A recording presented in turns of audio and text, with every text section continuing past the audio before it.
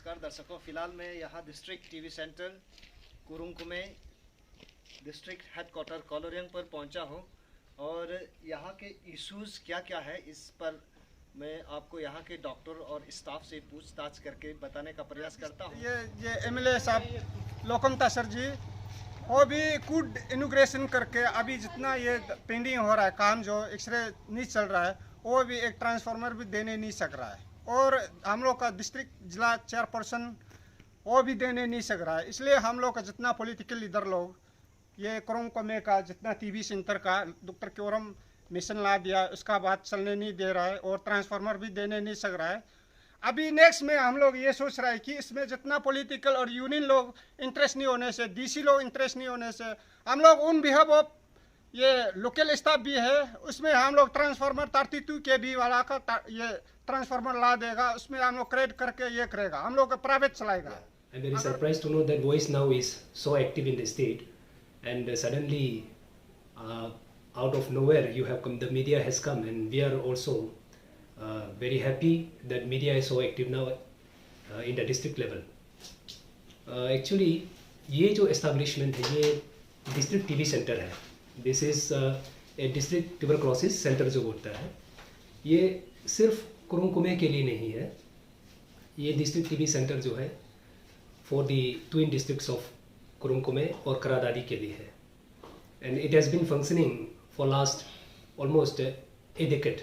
2011 से ये शुरू हुआ था और 2018 मेरे आने के बाद में मैं यहाँ का चार्ज लिया हूँ. And now we are trying to give service to the people of these twin districts, basically Kurunkume and Karadadi, related to tuberculosis. And not only tuberculosis, but sometimes people from this nearby areas, they also come with certain problems. जो बाकी problem जैसे doctor availability जब सामने में होता है तो उसका भी उपचार के लिए आता है, तो वो चीज़ है.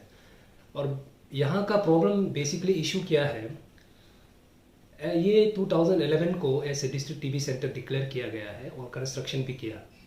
बट द थिंग इज़ जैसे एक डिस्ट्रिक्ट टीबी सेंटर को होना चाहिए जो बेसिक सुविधाएं जो होता है आदमी के लिए, और कुरुंकुमे डिस्ट्रिक्ट और कराराडी डिस्ट्रिक्ट दोनों ट्विन डिस्ट्रिक्ट बहुत ही रूरल एरिया है, उसके हिसाब से यहाँ पे ट्यूबरकुलोसिस का जितना भी मेडिसिन्स है वो अवेलेबिलिटी होना है, एक्सरे का अवेलेबिलिटी होना है, और सीबीसी सीरम इलेक्ट्रोलाइट जितना भी बेसिक एलएफटी केएफटी जो होता है, लिवर किडनी फंक्शन टेस्ट जो होता है, जो हम लोग ट्यूबरकुलोसिस पेशेंट जब आता है उसका फॉलोअप करता है, तो उसके लिए ये सारा सुविधाएं होना चाहिए.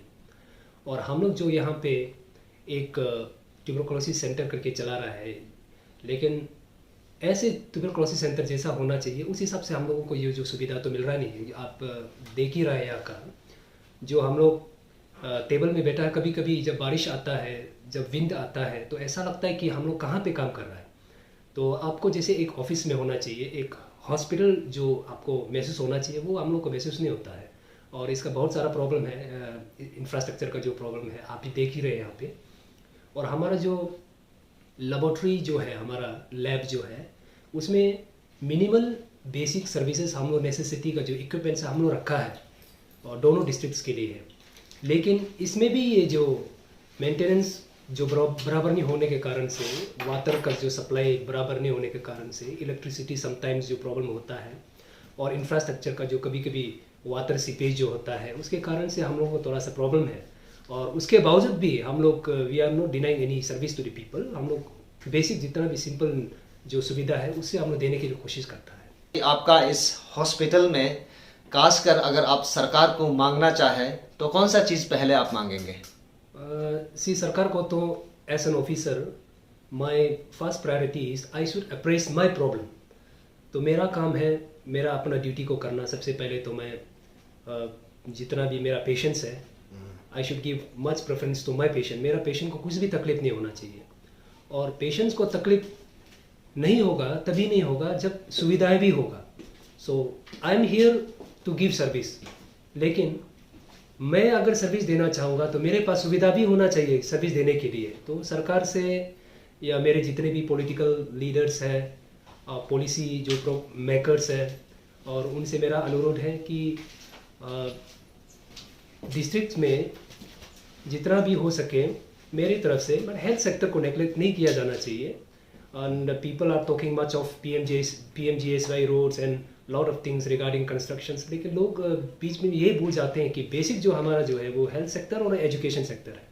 तो हेल्थ सेक्टर को अगर आप इम्प्रूवमेंट देखना चाहेंगे तो आप हर छोटे छोटे चीज़ों को ध्यान देना पड़ेगा. और मेरे जितने भी पॉलिटिकल क्लास लोगों से, यहाँ के पब्लिक लीडर से, और जितने भी सीनियर सिटीजन से, स्टूडेंट यूनियन से, लीडर से, जो भी लाइक माइंडेड पीपल से मेरा अनुरोध है कि आप कृपा करके they have to reach to the doctors, they have to reach to the health centres और वहाँ का प्रॉब्लम को पूछे. और यहाँ पे हमारा इंफ्रास्ट्रक्चर का प्रॉब्लम है बेसिकली, और इंफ्रास्ट्रक्चर बराबर नहीं है तो हमारा जो एकोमोडेशन का प्रॉब्लम होता है, हमारे स्टाफ को रहने का प्रॉब्लम होता है, सर्विस देने का प्रॉब्लम होता है, इक्विपमेंट्स का प्रॉब्लम होता है.